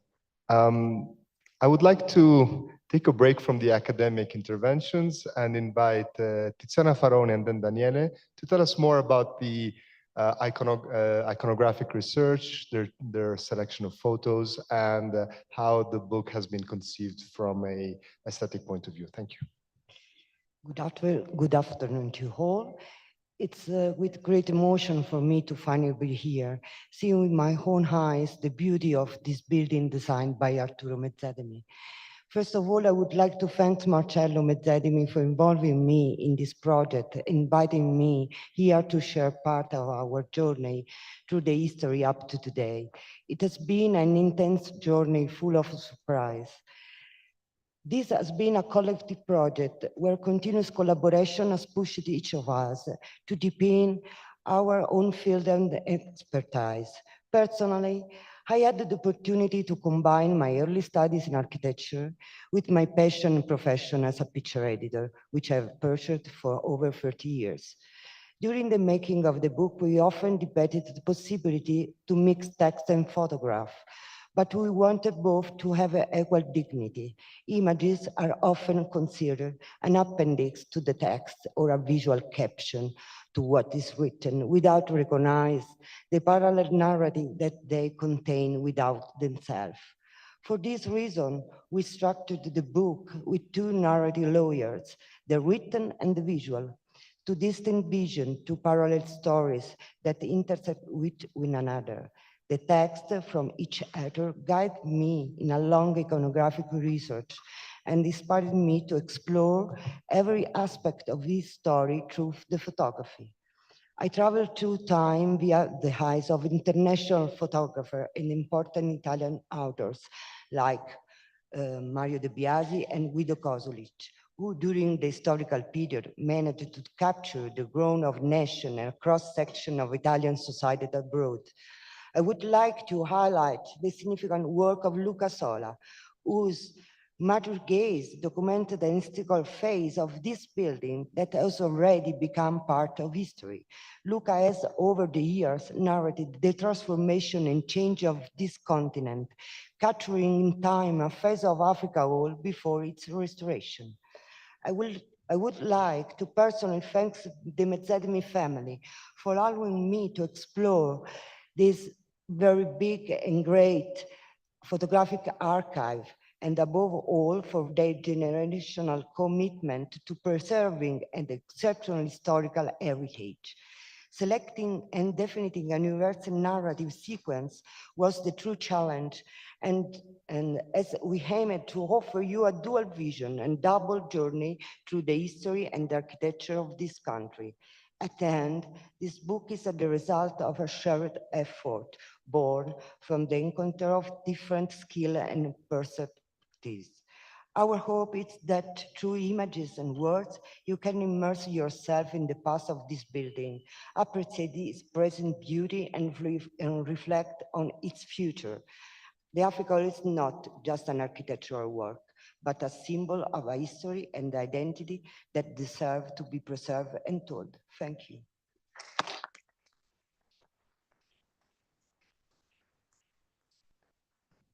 Thank you so much, Tiziana.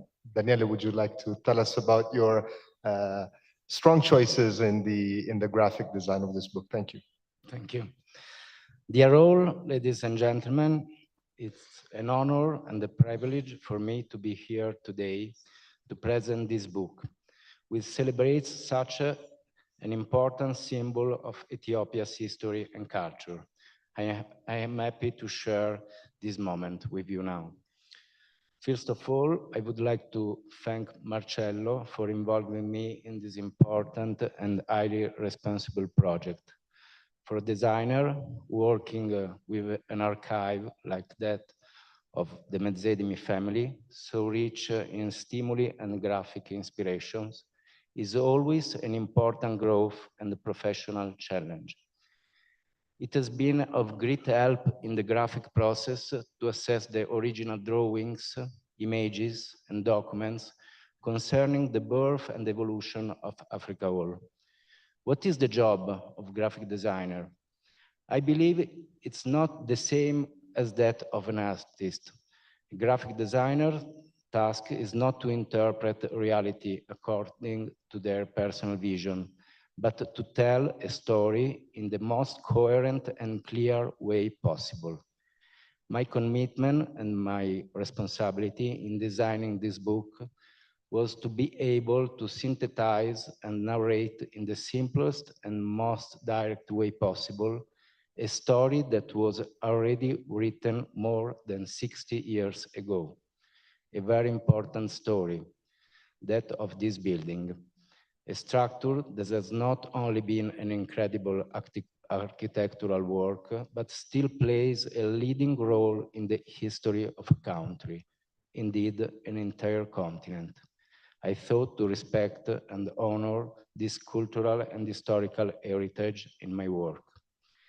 I like to compare the work of a graphic designer to that of a skilled tailor who, with mastery and humility, designs and sews a garment while respecting the shapes and proportions of the body that will wear it. This is what I tried to do in designing this book.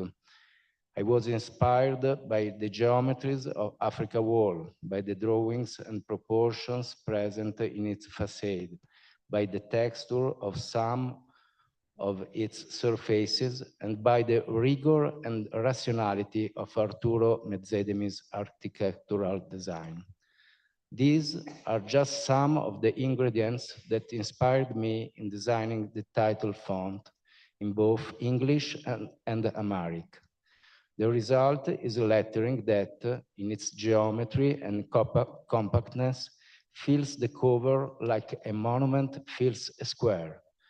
There was no need for anything else except to find a color that reflected Africa, the red of its land, the color of the intoxicating and spices fragrance that characterize it, the color of energy and vitality.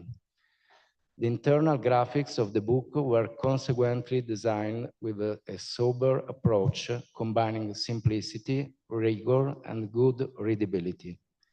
It has been a long and passionate journey, during which the book evolved in both form and content, growing in size and historical significance throughout the design process.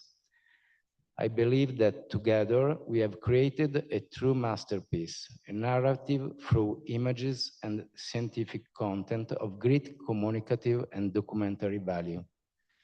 I'm grateful for the opportunity to contribute to this project, and I hope that this book can not only tell the story of Africa Whole, but also inspire a new generation of designers and architects to continue exploring and valuing the rich cultural and architectural heritage of this country.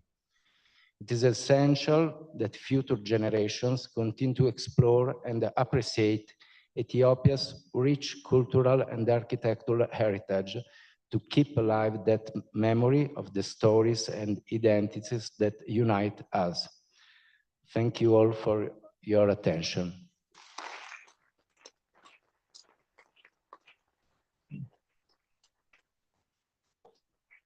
Thank you, Daniele, for introducing us to the colors of Ethiopia and of Africa. If Professor Ephraim wants to tell us something about his research on the architectural composition. Thank you. Thank you, Marcello. First of all, I would like to say I'm really honored and privileged to be among the contributors in this very amazing work. I have been teaching history of architecture in Addis Ababa University for the last more than 10 years. And mostly we have been teaching European architecture as history of architecture. We never have like this very detailed Ethiopian history of architecture courses. And among one of the chapters that we have been teaching were like the architecture of the 1960s. And we cannot think of the architecture of the 1960s without thinking of Arthur Mezidimi's legacy. And this book gives us actually a great motivation to work more on the other works as well, not only in Africa only. And just to quote one quote from Arthur Mezidimi's saying about specifically this building, which always inspires me to teach our students how to think locally while acting global approach. He said when he started this building, a country in full development like Ethiopia need conceptions that, while moving it into a modern world, should not detach it too violently from a recent and traditional past.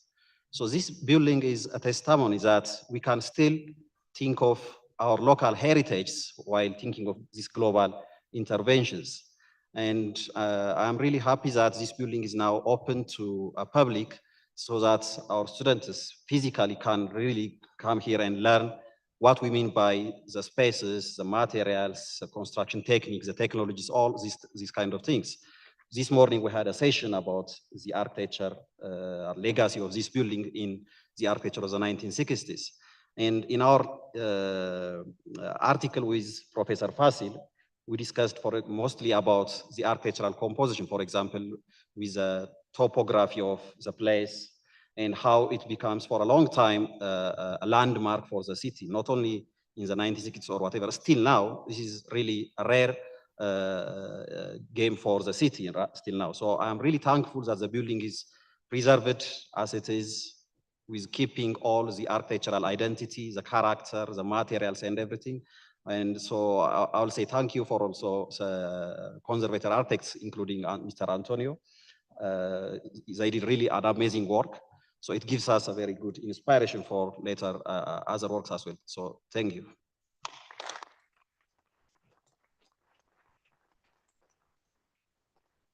Thank you, Professor. Dawit, would you tell us more about all the interesting things that you found in your research? Thank you. Thank you very much. I'm Dawit Benti Rena. I'm an architect, lecturer at the same university, a researcher on modernist architect of the 60s. I'm now doing a PhD on the 60s architecture, the modernist 60s of Addis Ababa. It's an exciting work, and thank you, Marcello, for trusting on me till the end when I even lost trust of myself due to the absolute lack of archival material on the genesis of the construction of the Africa Hall.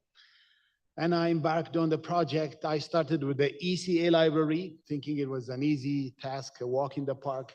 They had nothing on how the site was selected, how much money they spent on the construction, who directed the job. There was nothing. I found a handful of PDF files, and I started to be a little worried.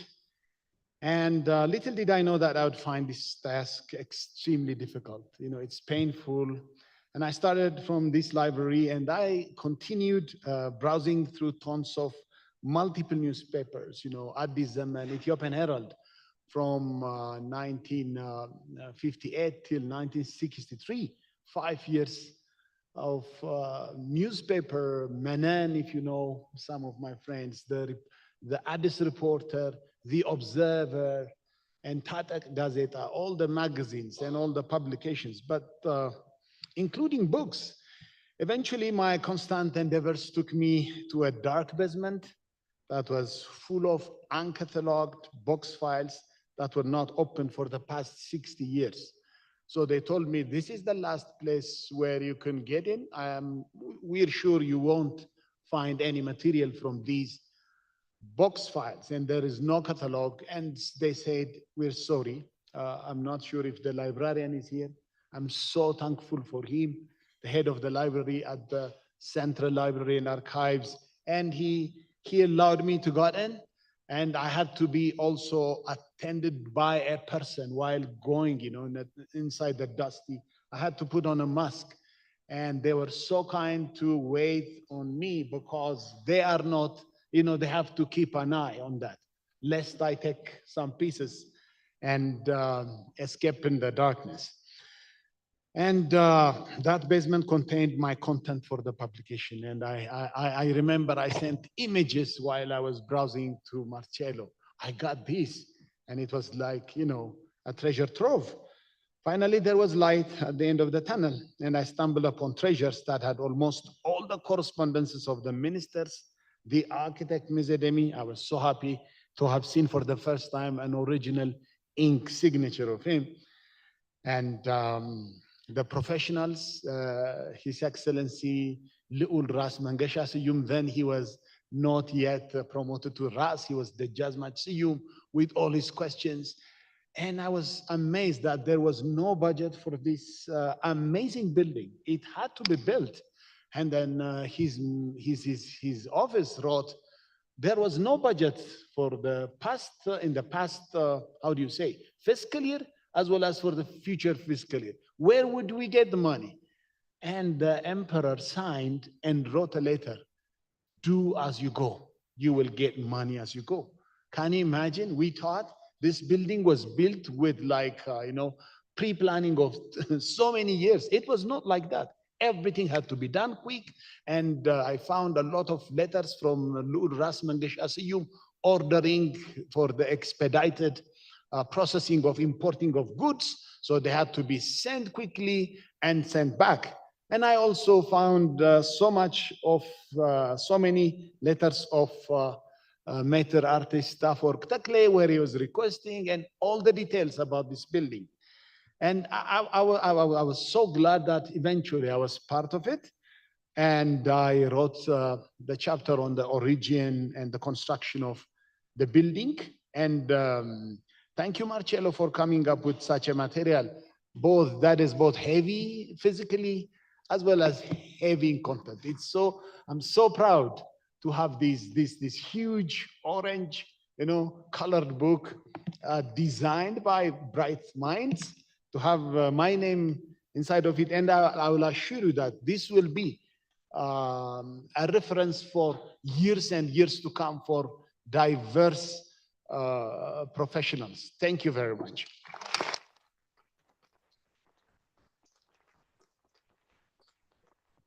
Thank you, Dawood. Talking about the future of this book, what you see today is a limited edition that was published for the inauguration and for this occasion. We will add one chapter that will cover the renovated building. It will include also an essay by David Gohl, who will tell us the choices that they had to make in the fine balance between preservation and innovation. and we will also cover the inauguration. The idea is that this way we close the circle, and for the years to come, there will be a book that is complete. At that point, which means next spring, the book will be distributed in the bookstore and it will be purchasable, and it will have an international distribution. We have an agreement with the editor Oro, who has a very, very strong outreach. So I hope there are chances to see this book also outside Africa Hall and in many bookstores around the world. Thank you so much. I would just like to verify if anyone of the other authors is connected. If not, I think we have concluded.